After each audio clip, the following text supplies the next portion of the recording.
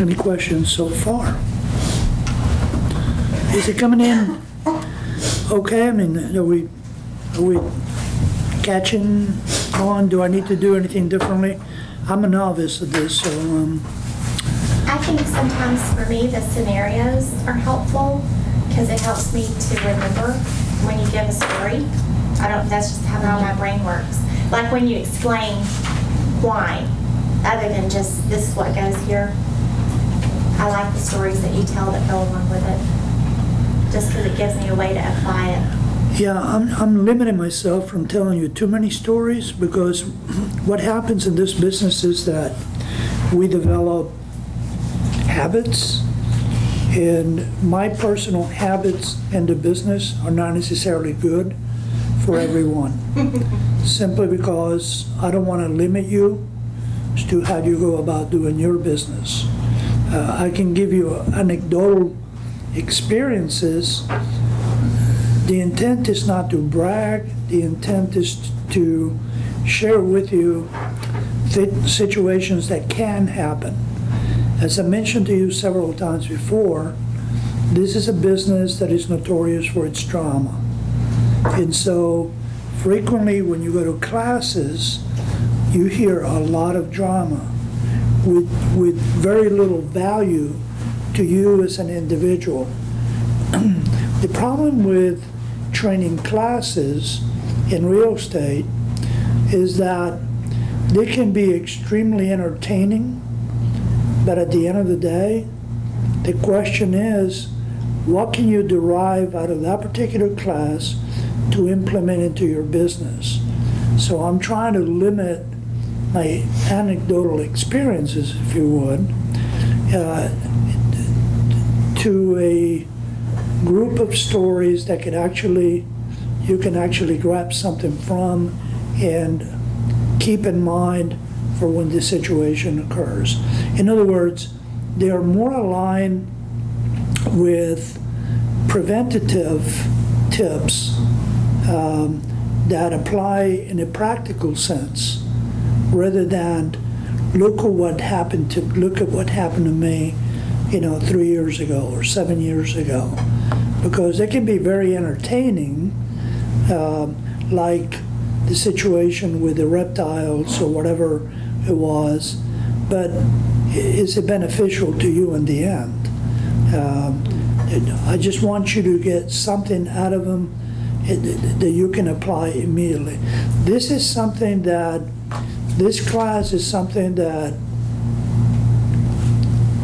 a training company like Champions or others can spend a whole day on and dig very deep.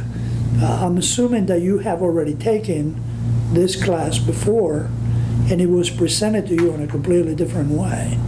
I'm trying to present it to you in a way that you can ask questions about the real world. I don't know if that... I think that's what I meant, is I like the real life. It has been presented in a way that, without a way to apply it, sometimes it doesn't make any sense. Right. So when you have a story that can go along with it, something that's clarifying the surveys, and they just, when it's read to you without an example, sometimes it doesn't. I won't remember it, but I might remember the example, and then I go, oh, okay. Now, and your point is well taken. This is one of the reasons why these classes are private. It's because there are situations in what I can share with you that I don't want to come across as this is the way we do it at RE/MAX. I can share with you the real world case scenario, not just from RE/MAX agents, from other agents that you will run across. And one of the main points that I will make to you is that it is sad that we come to this realization, but as you approach this business in earnest as a full-time agent, you will soon realize that there are agents out there, not necessarily with RE/MAX, hopefully not, but with other companies that may have never read these documents in their entirety and may not have a clue as to why we do the things that we do. You know, frequently you will find boxes that are checked or not checked at all. We're coming up on one of those now on title notices and membership in Property Owners Association. In the Woodlands, we used to be in a mandatory homeowners association. And this is a little bit confusing sometimes. Some agents are so used to checking yes that they're never changed in turn create an inaccurate document. Because if you check this box, let's say we're dealing with a house in the Woodlands, and we check is, by virtue of checking this box is, then we have to furnish another form, which is this property is in an area subject to mandatory homeowners association. While it may not be true in the Woodlands, it could be true in places like Spring Trails, Jacobs Reserve, and other communities in the area. So it is very important that we understand what to check and when to check them and make sure that they are accurate. I'm not going to do what we did on the prior class, so we're going to read everything in here, but I'm hoping that you frequent these documents with an attitude of curiosity and discovery, because much of what is set in print here has been promulgated by the broker-lawyer committee as very representative. This is a document that becomes a contract at some point, so we should be thoroughly familiar with all of the aspects of each and every paragraph. And so in saying that, you have areas that are in bold print that if they put it in bold print is for a reason, meaning that it is very important. And so particularly in homeowners association areas, it is very important not only that we're familiar with those documents, but we tell our clientele that they go through these documents and read them thoroughly, because sometimes they're agreeing to a certain set of covenants or restrictions that they will be guided by in those particular areas. For instance, in the Woodlands, even though we are not in an area that is subject to a mandatory homeowners association, we do have covenants that will prevent residents from doing certain things. And it is important that they are familiar with those covenants. Where are those covenants found? Those covenants are found on a website for the Woodlands. The beautiful thing about the Woodlands is that if you actually search online, and I'm going to get out of the a little bit out of class mode here. If you do something as easy as, let's say, the Woodlands covenants, okay. The very first hit, you see that it takes you to the Woodlands Township -texas.gov, and it is here that we have all of our documents spelled out. So those are not legally required for us to provide or disclose because they are part of a governmental entity as opposed to an HOA? That is correct. But nevertheless, this originated as the mandatory guidelines under the prior entity that we had subject to mandatory homeowner association. The reason it changed was because it is the manner in which we satisfied this financial obligation before the governmental entity. Okay? Meaning that we still pay it, but it is through a vehicle that is deemed as taxable event, right? So the amount is the same, but it's now included in our taxes as opposed to included it in separate payment. So when you go into these covenants, actually it's all spelled out within the various areas and documents. So yeah, it's actually pretty interesting. Oh, that's a bracket.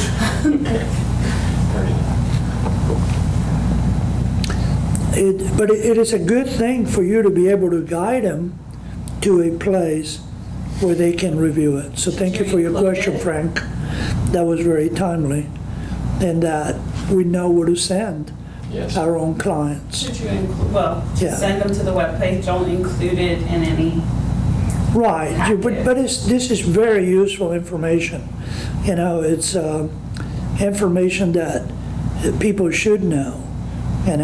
It's people want to know what they can and cannot do, or what process they have to go through, or what are they liable for if they violate one of these agreements. So can you keep chickens, backyard chickens? That's right. You can, or you can't? No, you cannot. Okay. I hope not. All right. So, and it gets pretty deep. If you read it all, it gets very deep. But you have to understand, this document is written in a very generalist fashion that is adequate for transactions throughout the entire state of Texas. So typically they're not referring to areas like the Woodlands specifically. This property could be located in the city of Houston, or it could be in Nacogdoches, or in Plano, or it could be in, literally in the desert.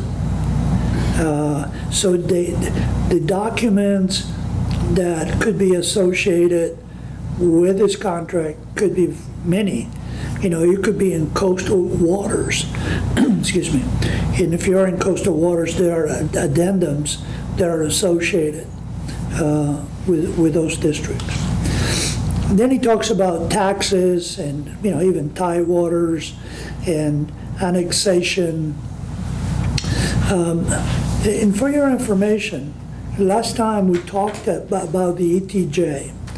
And so if you recall that the Woodlands, it's in a township, but we're still within the extraterritorial jurisdiction, ETJ, of the city of Houston.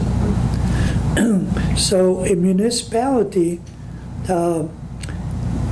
city of Houston, has a map of extraterritorial jurisdictions areas, the Woodlands being one of them. You should know that per agreement, the city of Houston cannot annex the city of Houston still for a number of years. But it is highly unlikely that the Woodlands will be annexed simply because the township has removed all of the beneficial parts of annexing an area, meaning we have a business district now, township investment area. And that means that district, that investment district of the township has made commitments to the community in forms of bonds. There is a tax when you go to the Woodlands Mall. We all pay it when we shop, which is very similar to a tax that the city of Houston and assigns to the sale. Sometimes tax associated with hotels and things like that. Well, the Woodlands has something very similar in a similar amount. I think it's in the amount of 1%, if I'm not mistaken. Well, that's dedicated, assigned to the area, to benefit the area. So if you stay at the Marriott Convention Center, you pay it. It doesn't go to the city of Houston. It comes to the township. So it stays locally. So if the city of Houston was to annex this, they could not grab that dollar out of 100 and ship it to Houston to improve their parks. It has to remain in the area. So that makes us less attractive because Exactly. no matter what, they wouldn't get that. That's So right. They kind of waited too long. at this Yes. point. And guess what the improvement district has not done? Taken responsibility for all the debt that exists. That means that if the city of Houston wants to come over and annex the area, they will be responsible for all the infrastructure debt and bonds, but they will derive very little out of the beneficial side of that financial equation, if you would. That's why it is very unlikely that, now, on the other side of the equation, we could say that at one point in time, the Woodlands Township consider, and some say that they're still considering, but I can tell you the truth, they're not doing it anymore, becoming a corporate entity, becoming a city, a town. And it would be so expensive to do, to become incorporated as a city, the Woodlands, that it has, for all practical purposes, been abandoned. Because some have calculated that the tax rate, in order to support our own infrastructure, it would mean that taxes will have to double. And nobody in their right mind will accept that, because it will have to go to a vote. So the advantage of incorporating in the Woodlands, it's almost dissipated into nothing. So we use county services and other city services, like police and fire? On a contractual basis. Okay. On a contractual basis. We don't hire our own police force. We pay for a police force that is hired and trained and liable to another entity. Is that Conroe or who? It all depends, because the Woodlands Township lies in more than one county. In some areas, the contract is with the sheriff department. Okay. In the case of Montgomery County, in the case of Harris County, we don't contract with the sheriff's department, we contract with the constable's office. Okay. So we have constables policing the Harris County Creekside Park, Right. and we have the sheriff department policing our area. Montgomery County Sheriff. Montgomery County Sheriff Department. Yeah. Is where they're building Exxon, is that in the Woodlands, or is that outside of the Woodlands? Where they're building Exxon, is that part of the Woodlands? No, Or is that, it's outside? that is part of Spring, Texas. Yeah. I have a quick question about just the whole form in general, if we get deeper. This is going to be on zip form, and I noticed when I sat in with Betty, she sends this to her clients and they sign it or whatnot, and then they email it back to her. We don't need original signatures for anything? It all depends how you acquire the document from your clients, how you send it out. There are various vehicles to get this form signed. Well, the old-fashioned is having your client in front of you and having them signed. A more modern, more frequently used vehicle is through DocuSign, and we don't email. the vehicle itself is DocuSign. We put email addresses, That's what I mean. yeah, but it's web browser based. It gets notified, they get notified. Sometimes they may sign it on the computer, sometimes they may sign it on their apps, on their telephones. Right. Either way, it comes back to you with an authenticator on their signature that it's a unique multiple digit number that shows that that particular signature was acquired electronically and authenticates the IP address of that individual computer on which it was signed. So to answer your question is, we will retain a version of the document in whatever manner we received it. You know, retaining originals has become a thing of the I past. remember reading somewhere in class where you have to keep something for a certain amount of time. 7 years, but if you recall, all of our documents get uploaded onto Backagent, Right. where they get placed in the cloud. We have become virtually paperless, pardon the pun, but that's, you know, the way things are Do you going. keep your papers? Do I? Do you keep it for any amount of time personally? As a, Only because I am part of the, you know, dinosaur era of paper, but less and less I rely on documents, on true documents. Our limitation to become paperless is really more frequently associated with our own clientele than it is with us. It is more advantageous to us to become paperless. But what we're seeing, and I'm experiencing it constantly, and that I may send something via DocuSign to clients, but they feel more comfortable printing it and then either emailing it or worse, delivering it in person to the front desk, which guess what that does to the DocuSign document? It becomes useless because now they're not responding via DocuSign. And if you want to create confusion, send it via DocuSign, let him print it, let him sign it by hand, let him bring it back, and then void the transaction on DocuSign. And they'll, what happened? You know, is this null and void? You know, what do we do? What happened? Why did you void the transaction? So you have to explain to them that if they're going to bring you something written, handwritten, that they printed from DocuSign, at some point in time, you're going to have to void the transaction. Void the transaction meaning the DocuSign out for signatures transaction. The real transaction remains intact. Is that confusion? yeah. Why? Oh, tell me what is it that?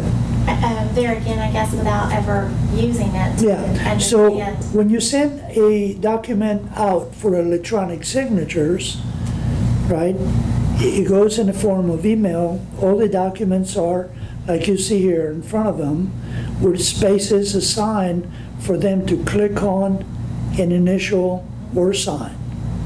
If they choose to print the document instead and bypass the electronic process, this transaction, electronic signature transaction, sits out there in limbo.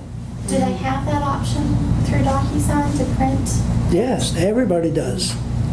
Everybody There's a does. DocuSign class. Yeah, everybody. Yeah, we will have a DocuSign Okay. class, just like a zip form class. But that is something that if you have never done, it's difficult to understand. Once they sign it and bring you this, you can re-upload the new form, because I assume you also have to send it to the other agent to get their client signature. You can't now upload the new one with the signatures and have them sign it, or no? In DocuSign, typically what occurs is that you will have your side signatures, but you will have the option to include the other agent email address as a courtesy copy. That means that once your clients are done clicking initialing and signing, the other agent instantly will receive a signed version. So that also gets the clock ticking. No, Some of the, well, once, no? there's no clock ticking until we have an executed contract. But it seems like it would expedite, Well, like in yeah. the instance that we had earlier where you have all these offers coming in, DocuSign would expedite it than doing it the snail way where you're physically driving or doing, that would get it to the agent Even if it was like faster. a counter offer, if they send it to me directly, Well, it's accepted right then and there because I've been notified, right? And okay, but don't confuse that. it's- Don't forget that you have no access to the seller's, in this case, to the seller's email addresses. Right. So you cannot, and you should not, send anything for people that are not your clients for their signatures, right? Just goes to the agent. You just send them to the agent. Right. But the agent has no say-so in the presentation, Oh, I get it. on the signature of This is the, when the client's been notified. that's right. So all you want to do is get it to them as quickly as possible, but then it will be up to the agent to present it.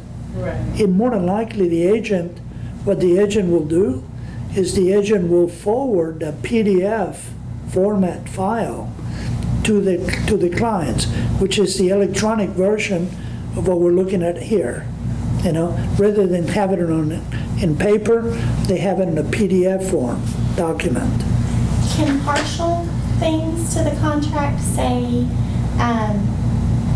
you've gotten signatures done one way and then something changes? In my instance, you know, I did get physical signatures, but now I'm realizing I need that T47 and my seller, we're at the listing agent, I should probably get that. Now he's in Michigan. And I mean, is there a way to DocuSign partial things now? Partial? Well, like I don't need everything but now I realize I'm missing something like the T47. Well, T47, if you recall, I said that it had to be notarized and handwritten signatures. So that's not a DocuSign thing, that's a scan and email to me Right. once it's done. Right. Even if it's notarized, that's an okay?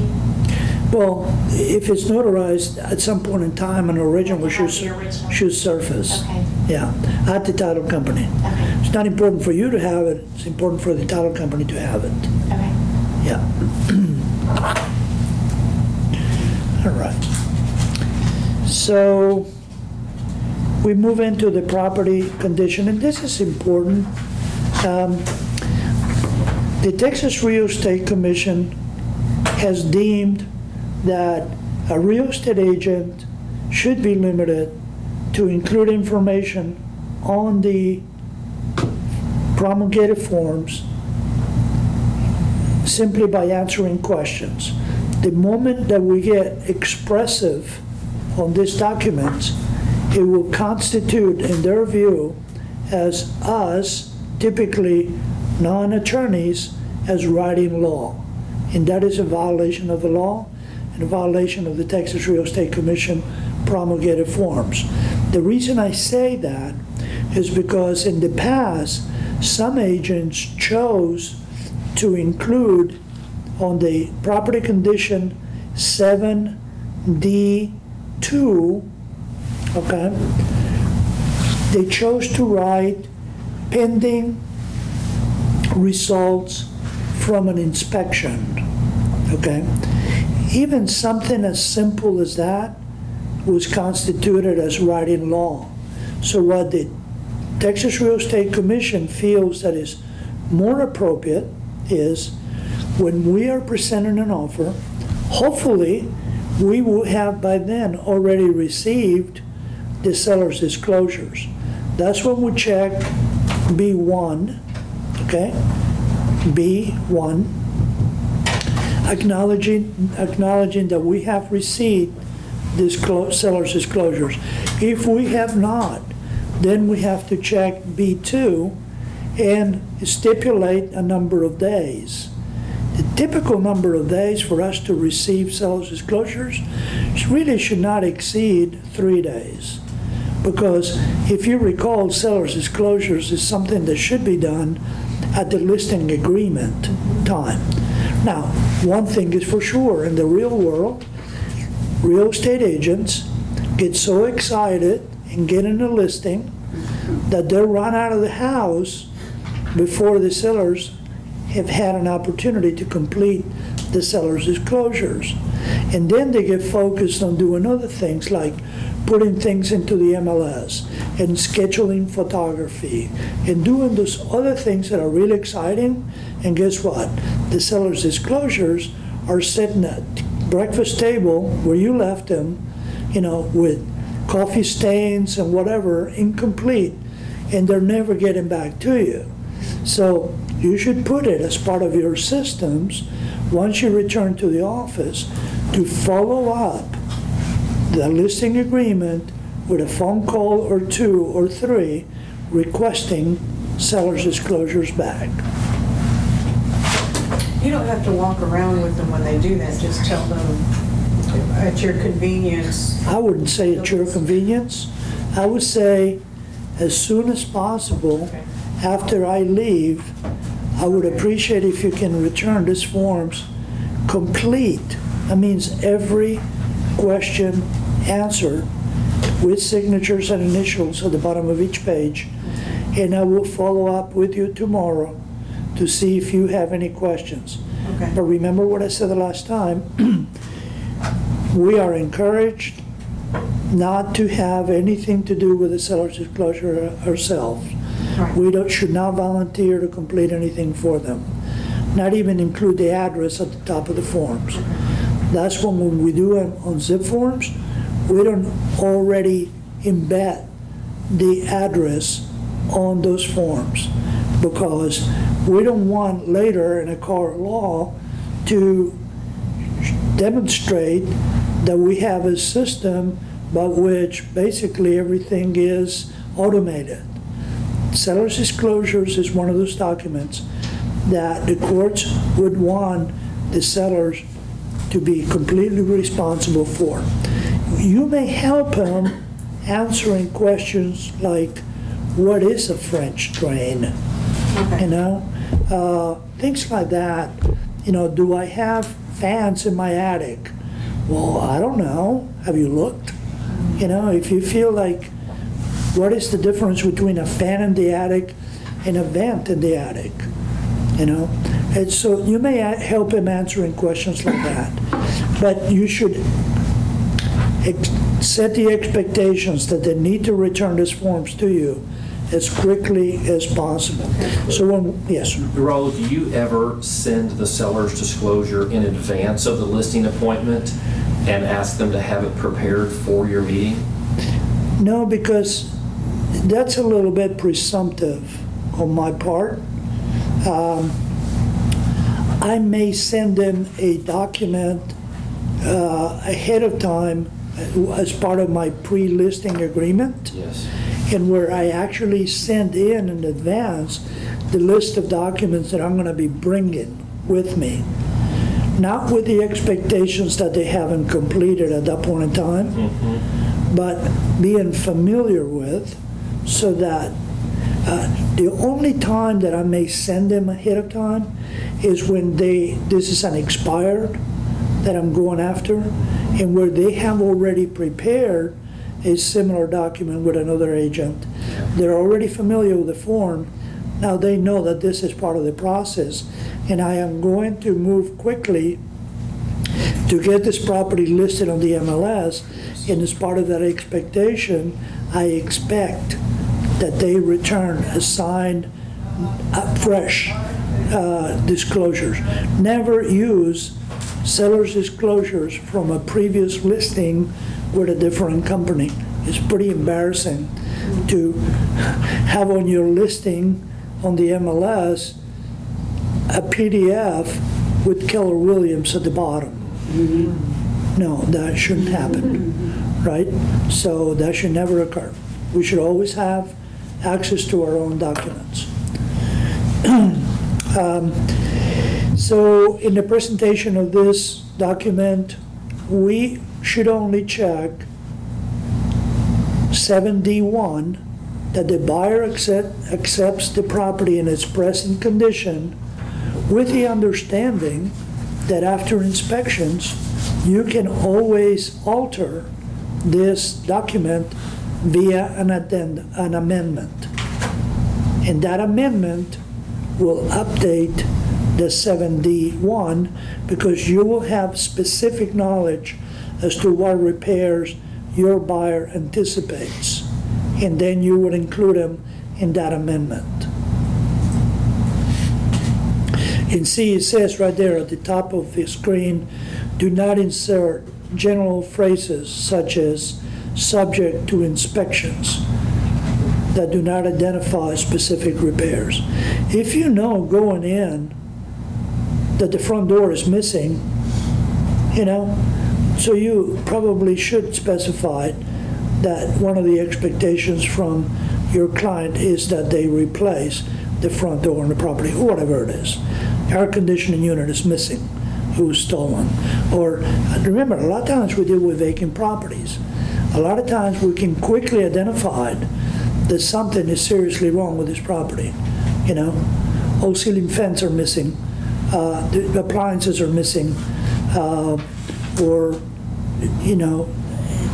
things that we know for a fact your client will expect to have repair. Okay. And if there's not enough space, there's an addendum. If it is something where it's obvious that the air conditioner is missing. That is correct. You can actually make a note, check 7D2, and then you can insert the phrase in there, see attached addenda. Okay? And then at the top of that addenda, you specify that this is in conjunction with 7D2, and you itemize the items there. Typically, that doesn't become an issue until after inspections, you see. It's because by then, you will have a very good understanding of the property condition. Here on